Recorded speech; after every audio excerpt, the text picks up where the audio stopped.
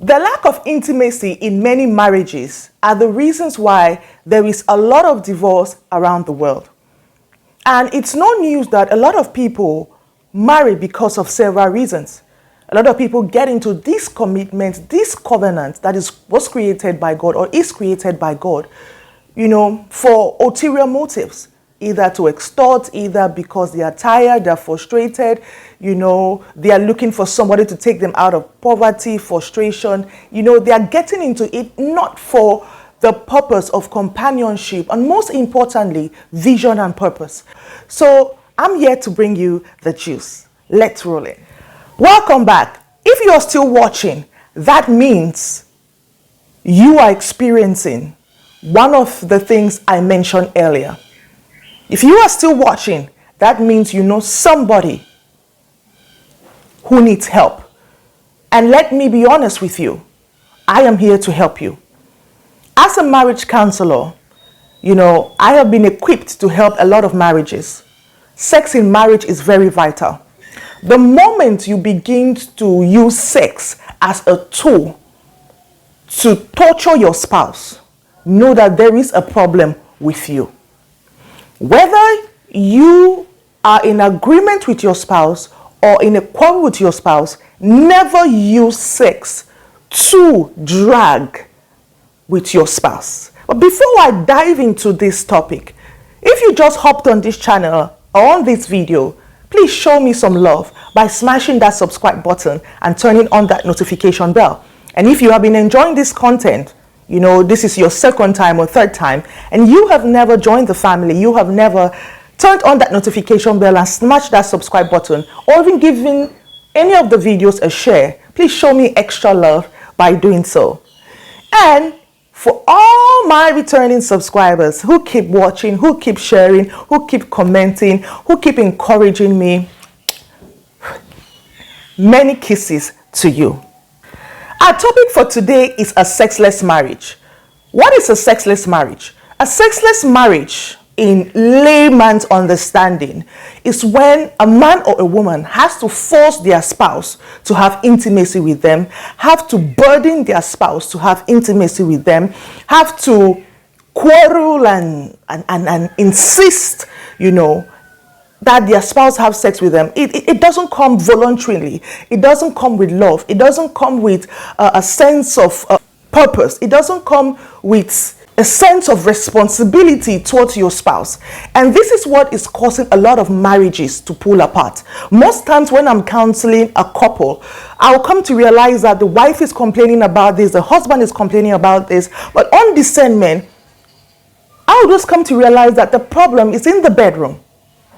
When the problem in the bedroom is solved, a lot of those petty things will fizzle out. And statistics have shown that men have to beg for sex from their wives. A lot of women, due to a lot of reasons, maybe sometimes bitterness or offense, deprive their husbands from having sex with them. It is very wrong for a man or a woman to use sex as a tool to manipulate and control their spouse, especially women. We women, my gender has been noted for this. A lot of people will say that, marriage is not of God. Why do I have to spiritualize everything about marriage? Then why do you get into that commitment? You could have a man or a woman and you guys live together and you're having children and you're having random sex. You can still do that. So when you decide that you want to come into a covenant, marriage is a choice. You choose to love that person. You choose to be with that person. Not because of how you feel, whether your emotions go up or down. You are there because of the vision of the marriage, because of the purpose of the marriage. And this is why I have to say this. Marriage is not to make kids. A marriage should have purpose. Children are what come as a blessing in the marriage. So if you're getting married because you want to have children or because you want this or that, I think it will never end well. But if you are in it because both of you have a vision together, everything is going to fall into place. Marriage, should be enjoyable and pleasurable to both partners. You know, a lot of people have gone into marriage to have children, and children have scattered the home. And what do I mean by children scattering the home? You bring children into the world that you are not financially and emotionally ready to handle. And that stress, you know, with bringing up children actually stresses the marriage. So you should not go into marriage because you want kids, or you want to belong, or people are going into it. You should go into it because the person, you and the person, you know, are going somewhere. And as long as people are in it, going somewhere, this will be amazing. Now, I want to dive into some of the causes of sexless marriage. And one of the causes, the main causes that is very predominant in this our time, is that many men and many women haven't discovered their roles. A man hasn't discovered his masculinity, and a woman hasn't discovered her femininity. This is why you have a lot of masculine females and feminine males. Now, when you know that you have this obligation to your woman, and when a woman knows that she has this obligation to the man, a lot of things are going to be solved. The man is the head of the home. And it doesn't matter whether the woman earns billions, she is supposed to submit. Now, a lot of people are going to say, oh, if we are working, you know, if we are working together, I'm making money, he's making money, he's supposed to help me around with chores. You know, that's something you should discuss with your husband before you get into marriage. Some men are very traditional in nature. Some men like their women to stay at home and they provide. But in this day and age, you know, as a man, you should allow your woman to work, to support. You understand? So that she can help you in a lot of things. There are some men who prefer their wives just to have a shop, and they can take care of them whenever they need them. There are some men who are in sync with their masculinity. There are some men who know how to protect a woman's heart, who knows how to give a woman emotional security. And there are women that know how to submit and make the king come out of a man. So when a man doesn't feel like he is being respected or honored, and a woman doesn't feel like she's being protected or she's being provided for, you know, or she doesn't feel that emotional security, there will always be this hitch. This is where erectile dysfunction can come in. This is where low libido can come in, low sexual drive, low performance can come in, because your value for the person has gone down, your love for a man, for the woman or the man has gone down. And this is to say, women, don't go into a marriage because you want a man to bail you out of poverty. A man is not your source of income. It is very wrong. Have your own money before you go into marriage, so the man can respect you and not use you as a punching bag, so that you will not ask the man for everything that you need. The second point is physical and emotional abuse. A lot of women abuse men, and a lot of men abuse women. Just for that, for the men, abuse from a woman towards a man is very silent. A lot of we ladies are responsible for destroying men's life. When it comes to abuse, you know, a lot of men bottle up their abuse. And this is sometimes that the man will be running away from you. And for a woman's case, when a woman is being abused, a lot of women stay in marriages just because of the children. You have to be in good health, body, soul, and spirit, to be able to take care of your children. If you are not in good health, body, soul, and spirit, you will transfer that toxicity, that bitterness into your children. So emotional and physical abuse, even from the background of the man and the woman, could be a reason why the sexless marriage. Maybe there was rape in the girl's past. Maybe her uncle raped her, her dad was raping her, even abuse on the man's side from either the opposite sex or from some form of abuse he had in his lifetime from his parents or from his environment while growing up. It will play when there's a little bit of strain in the marriage. You will see both people will begin to restrain themselves from intimacy, because you have that thought that this person You begin to assume that this person that you are with could repeat the same thing that happened to you, or you are for fear that what happened to you in the past may replay in the future. The third point is finance. There's a lot of stress that comes with financial stress, especially in this economy that is so expensive. The economy has skyrocketed and sometimes when there's a lot of challenges in a couple's life or in one partner's life, you realize that they don't seem to connect with their spouse. Or when you are in a marriage where your spouse doesn't support you, there's nothing wrong with a woman supporting her husband with money. The money must not only come from the man. And I think that this is a very deluded thinking, that a man's sole purpose is to provide for a woman. Yes, that is his role, to take care of his wife and his family. But that doesn't mean that you don't work. You don't be productive. You don't look for a way to empower yourself. I know that when the kids come in, according to the dynamics of your family and the environment you live in, one person, like the mother, may decide to stay at home. But at that time, you are doing something on the internet. At that time, you are looking for a way to make cakes, looking for a way to do things with your hands that you can have your own income. The truth is, somebody's money can never make you rich, can never bring you wealth. You can never say you're financially independent. You can never call somebody's money your own. You will not be able to help family do this and that because you are dependent solely financially on one person. And when finances strain on one person, the person who the financial load is on begins to act anyhow and sometimes may act out of proportion. The fourth point is medical issues. There could be a medical condition that one of the spouses is going through that deprives the other from having sex with them. And an example is vaginismus.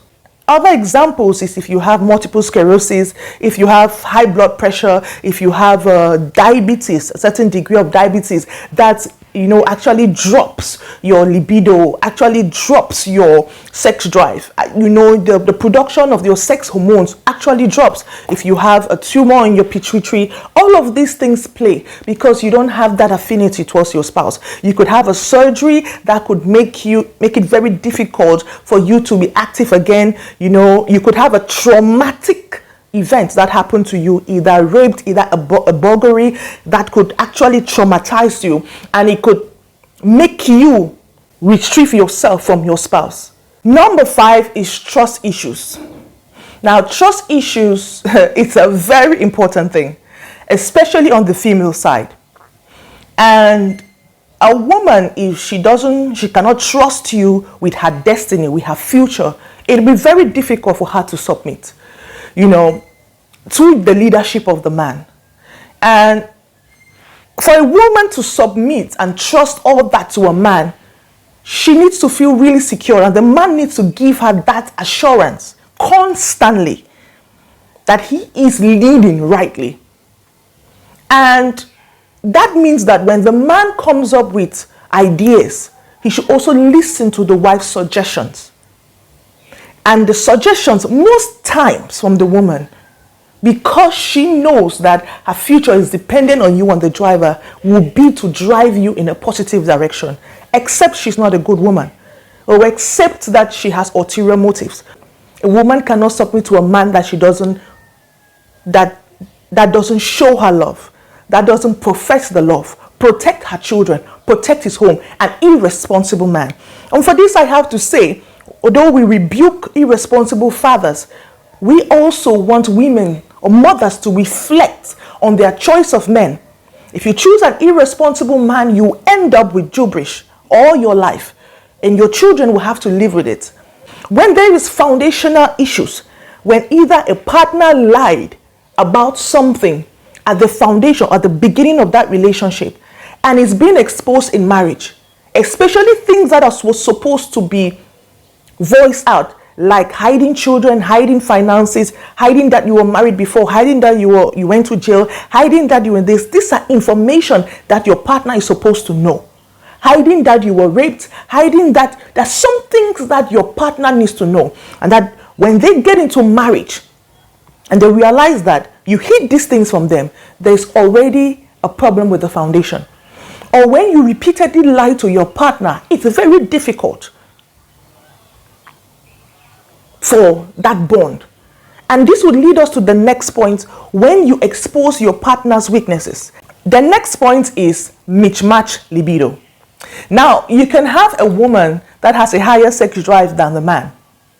There are some women who have higher sex drive than men, and some men who have higher sex drive than women. And when you meet somebody and the person is used to having or wants to have sex every day, and you're somebody who wants to have sex once or twice in a week, that's going to be a problem. Gradually the strain of always asking and being refused will gradually draw you guys apart. Number 8 is unforgiveness. If you don't forgive your spouse for one thing they did to you or said to you in the past or in the present, sex will fizzle out of your marriage.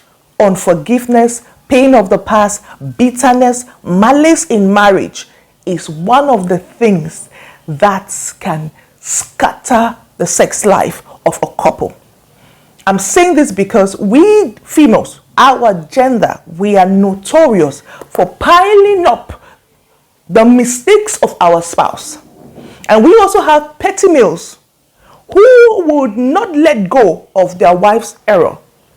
Now, when your wife doesn't feel that you can cover up their weakness or you can overlook their weakness, they become on their guard.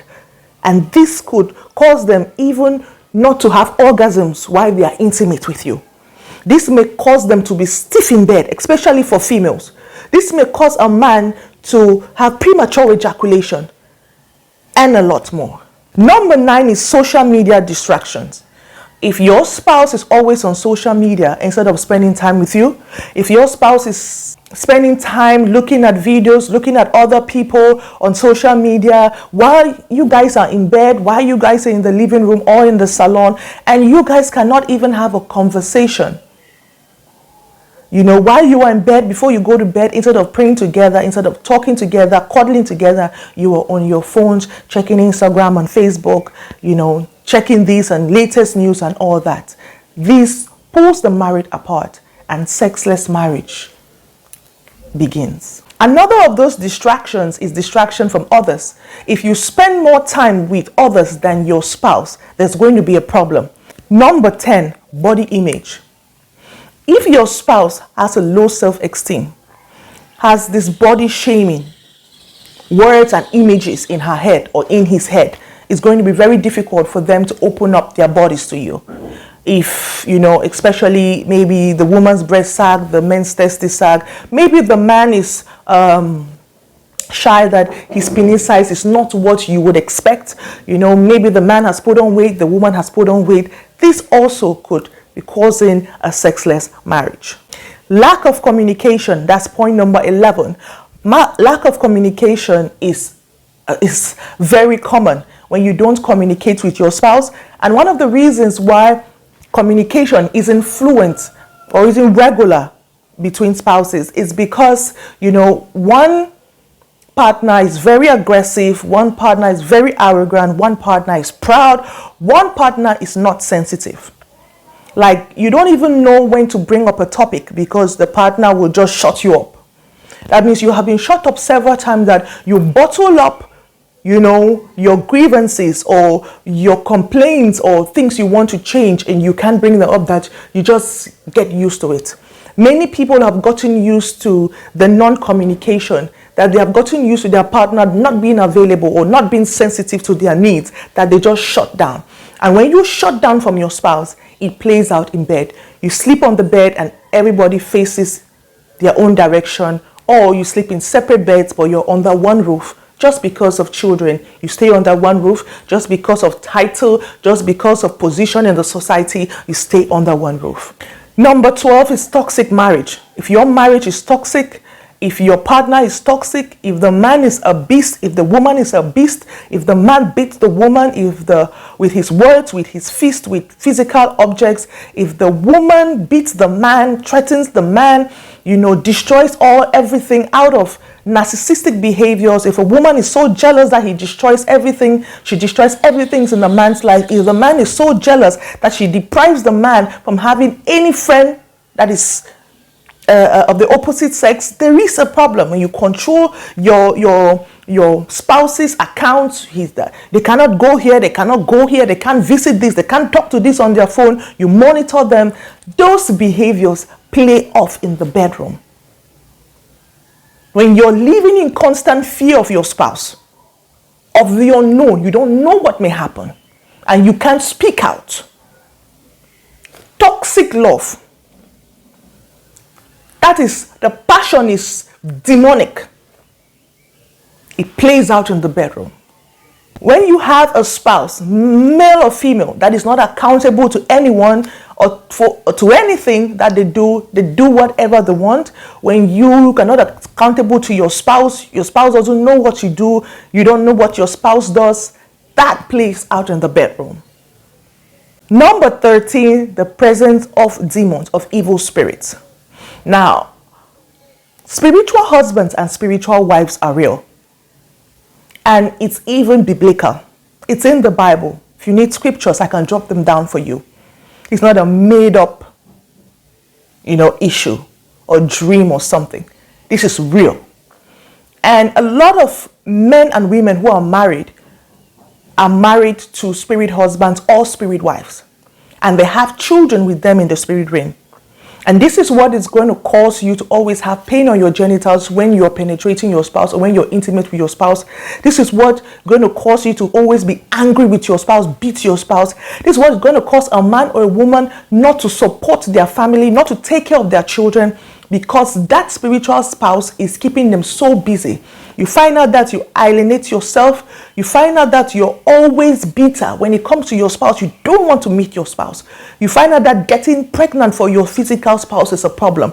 You find out that you're always having erectile dysfunction. You find out that you can't remember your dreams. You find out that you always see this man or this woman, come to sleep with you in the dream, and you always have wet dreams. You always find that you have ejaculated. You have an orgasm when you get up. You find out that you're always touching yourself.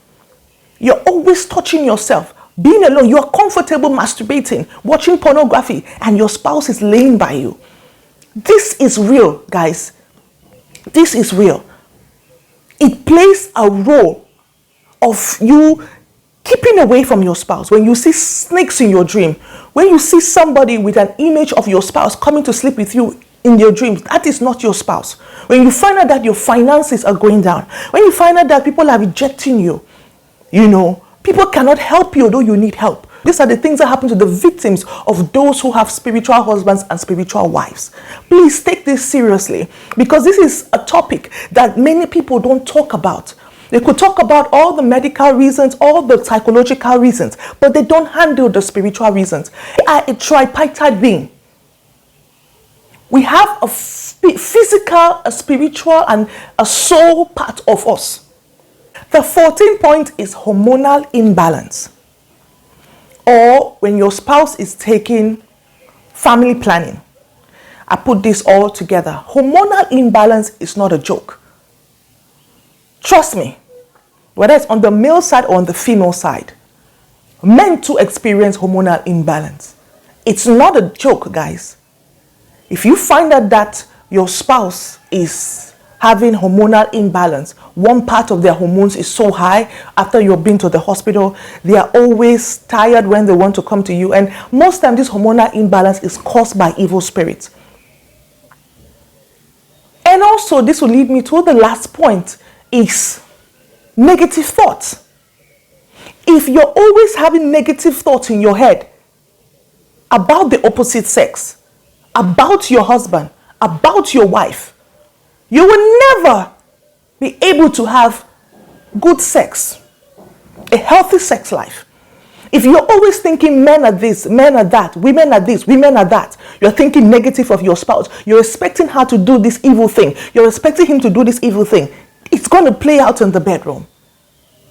In the next video, I'm going to dish out to you what you can do to take yourself out of a sexless marriage. So thank you for joining me into this class. Thank you for being wonderful. Thank you for your love. Thank you for your support. I remain your seasoned medical professional, Gwendolyn Halle.